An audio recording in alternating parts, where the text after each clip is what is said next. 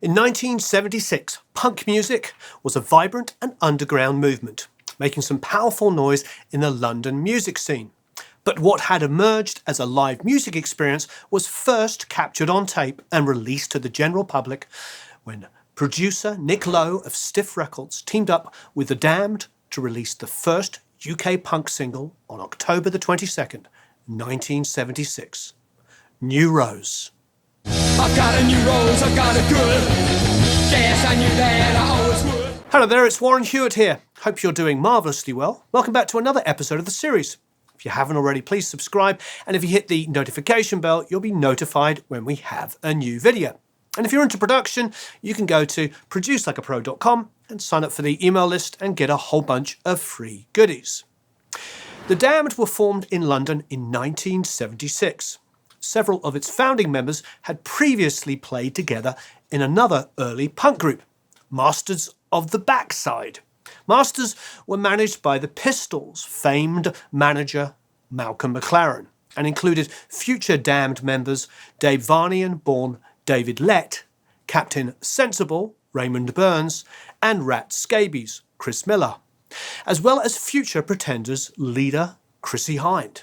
Brian James was the drummer in a band called London SS, which was largely remembered for housing not only James, but also future Clash member Mick Jones and future Generation X member Tony James.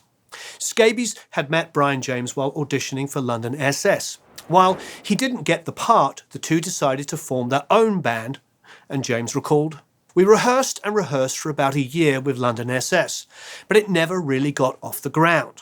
We couldn't find a singer or a drummer. When we did find a drummer, Rat Scabies, the others didn't want him. So me and Rat went and formed The Damned. They invited Dave Vanian and future Sex Pistols bassist Sid Vicious to come and audition for the role as lead singer. Vanian told The Guardian, "The band were auditioning for a singer and I went early to check out the guy before me. But he never turned up. Turned out it was Sid Vicious. Could he have become the singer in The Damned rather than the bass player in the Sex Pistols? We'll never know." The Damned were fully integrated into the emerging punk rock scene of London. Their first live show was on July the 6th, 1976, alongside the Pistols at the 100 Club. The Damned can be credited for taking this raw power and attitude of the small but loud group of musicians and fans to not only outside of London, but even to the international stage.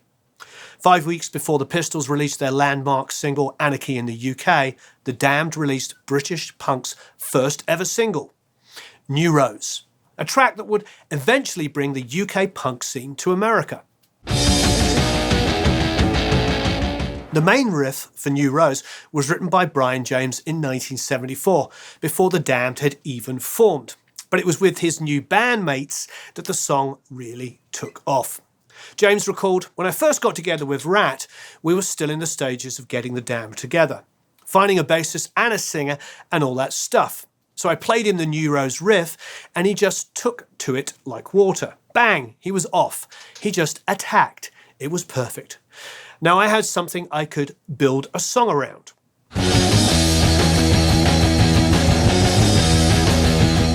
In fact, it's Scabies' fast drumming that opens the track.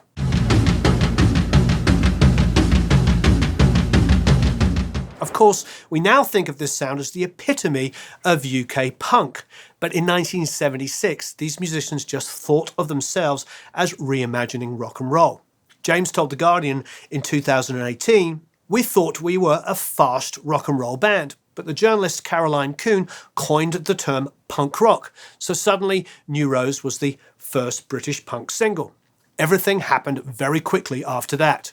So not only is this the first British commercially released punk rock song, I believe this guitar part is still one of the hookiest and best punk rock guitar parts ever.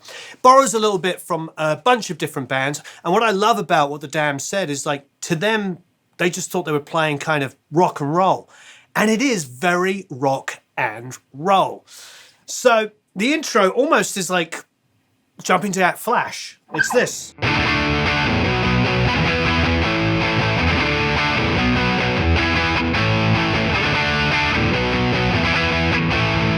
It's those block chords that you hear in so many classic songs. But then it really, really takes off with this great riff, which has a couple of variations.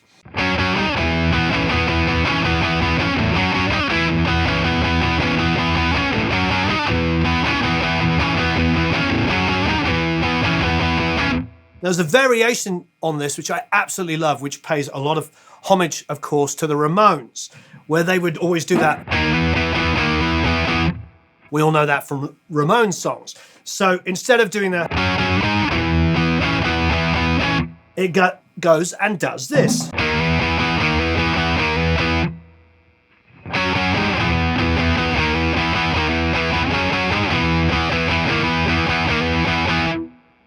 It's just a great punk rock riff. And then the rest of the song really doesn't really obey any kind of key center. I mean, you could argue it was in A because, you know, the intro, or D, you know, because you've got... And then, of course, you know, you've got a G sharp in it.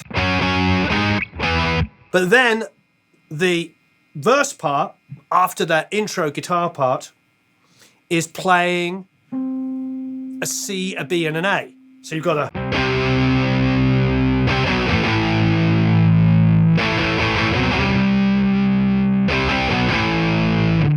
And then, better still, you've got a bridge section which does A, B, C sharp, and plays some great kind of Chuck Berry punk kind of guitar part.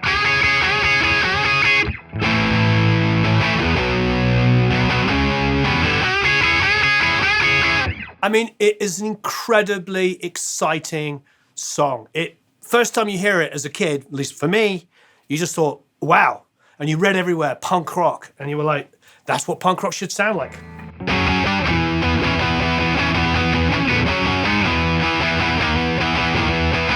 Great guitar part. There's one thing I have to say about this, and it actually is a quote from J.J. Burnell from the Stranglers, not from the Damned, but it really sums up everything we're talking about. He was interviewed, I remember when I was a kid, in, I think it was Bass Player or Bass Guitar or whatever the magazine was, and they said, what bass do you use? And he said, a black one.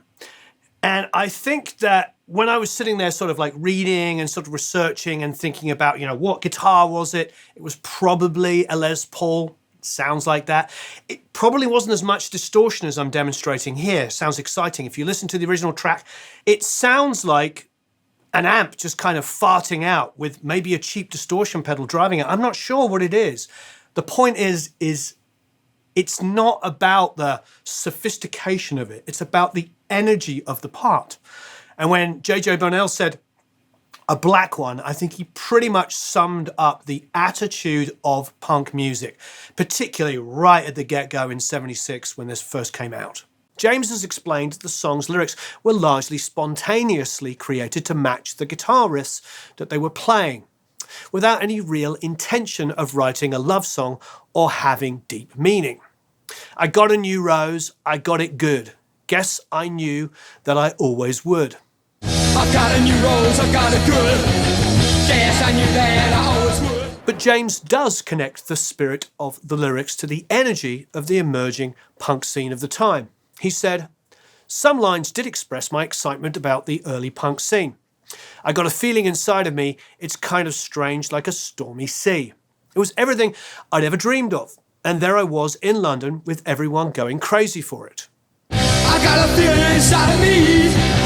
It's kind of strange, like a stormy sea. And while the song's lyrics may not have been deeply meaningful for the band, they were notably different from some of their contemporaries. While other punk bands deemed to focus on the world around them, the Damned's music seemed to embody the same basic structures of older rock and roll lyrics, but issued with a lot more intensity and certainly less polish. James explained, I was only interested in politics in terms of stirring things up. If things are flat and boring and you're being programmed to be like your grandparents, then something's wrong. Something's wrong if you've got to spend all of your life working for a pittance. We weren't shouting about anarchy or giving it the big Clash number, but that was never what we were in it for. We just loved music and we just wanted to play. New Rose epitomizes that spirit. The punk music of the Damned was certainly a revolution, but not a political revolution, a musical one. And in tearing down the status quo and stirring the pot of what people thought music should be, you could say it inspired a cultural revolution. That cultural revolution could happen because the Damned made punk music which would bring an underground London musical scene to mainstream awareness. And part of that credit can be shared with the brilliant production of Nick Lowe, who understood how to capture the radical, ephemeral quality of punk and put it on tape. The Damned were picked up by Stiff Records early on, a new label which had only released its first track a few months before, in August of 1976. We didn't want to sign with a straight label, says James. Jake Riviera, the Stiff boss, was the real McCoy, who ran Stiff out of an old shop. People mucked in. Plus they had people like Dave Edmunds, the Pink Fairies and Lemmy. Good people who we could hang out with. Dave Edmunds used to thrash us at darts in the pub next door. Stiff Records' first release was, in fact, Nick Lowe's So It Goes. And it was Nick Lowe who would produce New Rose and the Damned's first album, Damned, Damned, Damned. Nick Lowe would go on to produce so many hit tracks of the late 70s that it was said that some bands would put "not produced by Nick Lowe" on the back because, frankly, it was pretty rare. Elvis Costello, who worked with Lowe for his first 5 albums, explained, "Nick's production style was to exhibit massive enthusiasm for the moment and seem possessed with the conviction that whatever we had just played was absolutely it." Lowe was able to use that enthusiasm to channel the Damned's hyped-up rock and roll sound into a recordable medium. Varnian recalled in 2019, "It was an amazing experience because the idea was to capture the essence of the band, the live essence of the band. And if we had a big fancy producer, a big studio and spent time, I don't think we would have gotten that. Instead, you got this perfect encapsulation of seeing that band live. And it was an explosion of sound that was very rudimentary in production. In fact, no production, just the volume was set. I remember singing in the hallway because there was too much of the music coming into my microphone. I had to sing out there with the door shut and it was very loud because everything was full volume.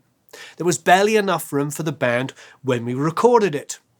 But it was a fantastic experience." Likewise, Brian James told The Guardian, "We signed to Stiff to do a single and Nick Lowe produced us in a tiny 8-track studio. We spent more time in the pub round the corner than we spent recording. But Nick captured how wild we sounded." That tiny 8-track studio was Pathway Studios in London. Dave Varnian recalled a quick and energetic recording experience for both the single and their first album. New Rose was a raw, visceral, classic 3-minute pop song. My famous spoken intro, "Is She Really Going Out With Him?"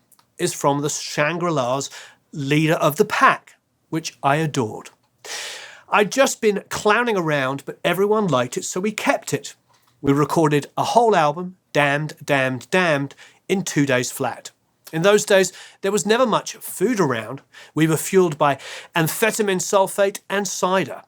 Is she really going out with him? Well, there she is. Let's ask her. New Rose was released by Stiff Records on October the 22nd, 1976, the first true single by a UK punk band. The single's B-side was a punk cover of the Beatles' Help. The first album, Damn Damn Damned, was also the first full-length album by a UK punk band.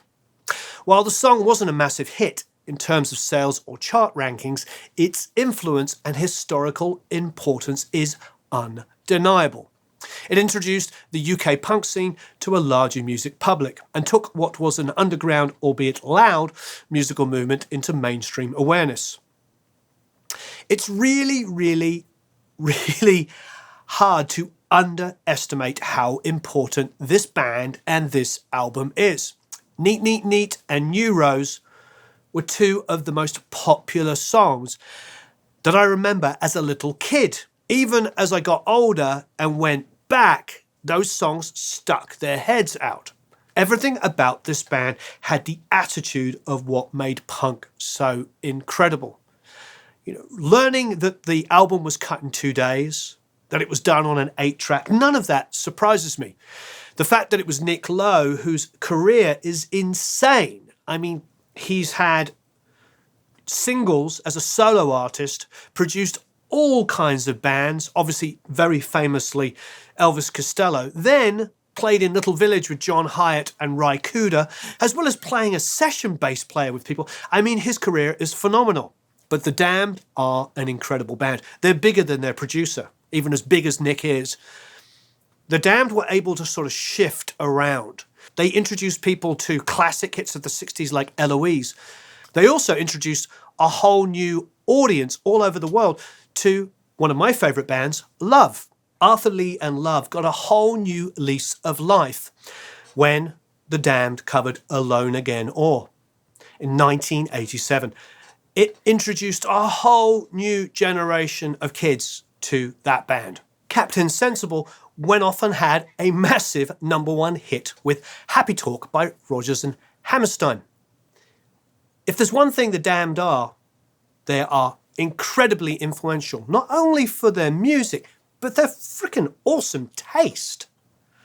They spearheaded the UK punk scene, and they went off and did covers of songs like Eloise and Alone Again or Captain Sensible's Happy Talk, and just introduced so much other influences to the British music scene.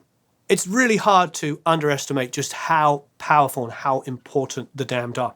When I was 17, I was living in Carlisle in the north of England, and I got up and jammed, I think it was on a Thursday night at the Stars and Stripes. It was all musicians. I don't know if anybody remembers the Stars and Stripes. And it was a long time ago. And the drummer was Rat Scabies. All my hairs are standing on end. So I'm playing guitar, and I think we're doing a cover of The Passenger by Iggy Pop, and sitting behind me is Rat Scabies of the Damned playing drums. It was a huge highlight. I feel super, super blessed to have grown up at a time when all of this music was just exploding. As a little kid, it was surrounding us. And by the time I got to play in bands and get to produce and engineer and songwrite and all of the great things that I've been able to do, all of this just set us up. We had the Beatles, we had the Stones, we had Zeppelin, we had Pink Floyd, but we also had the Damned. And we had the punk scene and we had New Wave. It was amazing. I feel truly blessed to grow up in that time. Thank you, guys, for doing such an incredible first record and for just influencing so many people with your impeccable taste. Okay, thanks ever so much for watching. Please leave any comments and questions below. If there's any other bands, any other solo artists, any other singles, albums, whatever you would like us to talk about, I love hearing about them. So long, farewell, hedor, adios, adio, au revoir, dos vidania, sayonara, tschüss, auf Wiedersehen, goodbye, farewell.